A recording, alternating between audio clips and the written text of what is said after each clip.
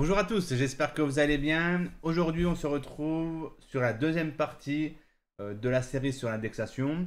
La première vidéo, c'était une vidéo où je vous montrais comment faire en sorte, si on va sur le Airtable qui est ici, donc on a inséré ici le site internet et on veut récupérer tous les articles de ce site internet, d'accord, et les insérer ici. C'était la première vidéo et c'est ce premier workflow que vous pouvez trouver en téléchargement sur No Code Skills, d'accord, sur le site internet No Code Skills, vous le téléchargez gratuitement, vous remplissez un petit formulaire et vous l'avez gratuitement, ok. Aujourd'hui, deuxième vidéo, on va faire la suite. Donc maintenant qu'on a ici les URL, d'accord, donc tous les articles du site internet, bah, ce qu'on voudrait faire, c'est de regarder s'ils sont indexés ou pas, d'accord. Donc là, j'ai fait un autre workflow qui ressemble à ça. Donc je vous l'explique. Donc ici, pareil, comme je vous l'ai dit, c'est un workflow qui est en back-end, donc qui se lance tout seul une fois par jour. C'est vous qui paramétrez. Moi, c'est ce que j'ai mis là. On récupère tous les articles de Airtable. On va faire une loupe dessus. D'ailleurs, on pourrait dire que ici, on récupère uniquement les articles qui ne sont pas indexés. Pourquoi pas? Alors là, si vous partez du principe que un article, une fois qu'il est indexé, est toujours indexé, ce qui n'est pas vrai. D'accord. Donc, le mieux, c'est de laisser comme ça. On loupe dessus, on récupère les informations du site internet rattaché à l'article parce qu'on a besoin, parce qu'on va stocker ici quelque chose d'important, c'est qu'avant de pouvoir commencer à lancer le workflow, il va falloir déjà mettre votre nom de domaine sur la Search Console. On pourrait le faire via une API. Bon, là, c'est pas l'objet de cette vidéo-là, donc on considère que vous le faites manuellement. D'accord. Et quand vous l'insérez, vous avez deux possibilités. Soit vous le mettez en préfixe. Alors, je crois que c'est marqué ici dans la doc. D'accord. Donc, la doc, elle est là. Donc là, c'est là que je vous disais qu'on peut ajouter des sites, supprimer, enfin bref, c'est ce qu'on veut. Et nous, là, c'est ce qu'on va utiliser. Là, c'est inspecter l'URL. Et ici, voilà, on a soit vous avez ajouté la propriété avec préfixe d'URL, d'accord, donc ça ressemble à ça, ou alors, normalement, je crois que c'est, je sais plus comment ils appellent ça, et si c'est pas de préfixe d'URL, c'est comme ça, d'accord, donc il faut bien faire attention, c'est que si vous l'avez mis en préfixe, moi, alors, je l'ai pas mis en préfixe, d'accord, donc en préfixe, c'est ça, et si j'ai mis en propriété de domaine, voilà, c'est surtout ça, préfixe d'URL, c'est comme ça que vous devez écrire, d'accord, https et ici s'il y a un www, ou alors si vous l'avez mis en propriété de domaine, c'est comme ça s'écrit, d'accord.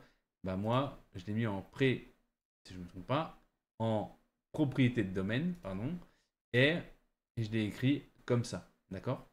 Ça c'est important, ok.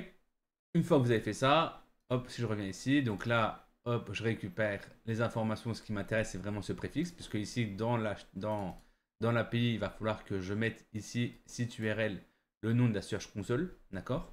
C'est ce que j'ai là, hein. Ok, là, pardon, voilà. Et comment fonctionne cette API? Alors là, ici, vous avez la doc. Euh, vous la retrouverez, j'essaierai de vous la mettre, en espérant que je n'ai pas oublié, dans la description. Sinon, laissez-moi un petit commentaire et je vous le mettrai, d'accord. Ici, voilà, c'est tout ce qu'on peut faire avec l'API de la Search Console, d'accord. Et nous, c'est ce qui nous intéresse. Et ici, donc on voit bien que c'est une requête post, d'accord. Et on a ici des requêtes à mettre dans le body. Et on a inspection URL, site URL et langage code. Alors ça, c'est obligatoire, ça c'est obligatoire, ça c'est pas obligatoire. Donc je n'ai pas mis, d'accord.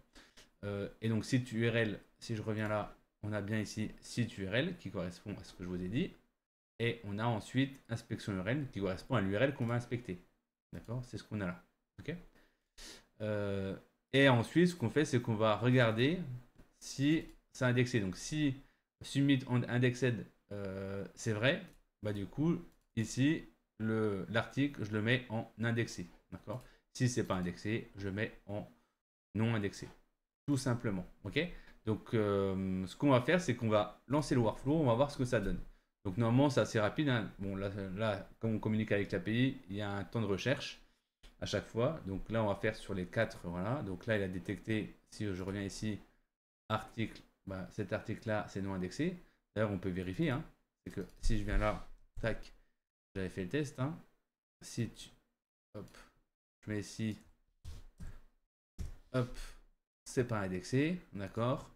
Là, il a trouvé celui-là qui est indexé. Donc, ce qu'on va faire, c'est qu'on va aller vérifier. On récupère ça. Hop. Et là, on voit bien que celui-là est indexé. Donc, c'est parfait. Si je reviens là, on a bien celui qui est indexé et les autres qui sont pas indexés. Voilà. Donc là, hein, si vous avez une liste de plein d'URL, il est capable de le faire tout seul, voilà, à son rythme, en back-end, voilà, pour récupérer l'état d'indexation ou pas de l'URL. Voilà. Et c'est tout. Et c'est tout.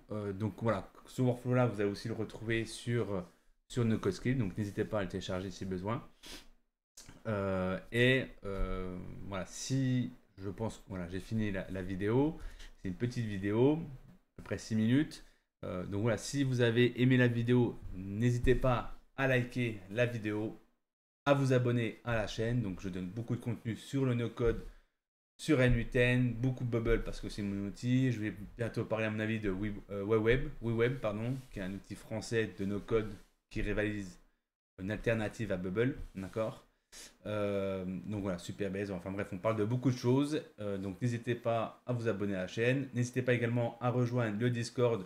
On est de plus en plus nombreux. Donc je compte sur vous. À l'heure où j'écris, où je vous fais la vidéo plutôt, on est 212 membres sur le Discord. Donc n'hésitez pas à nous rejoindre.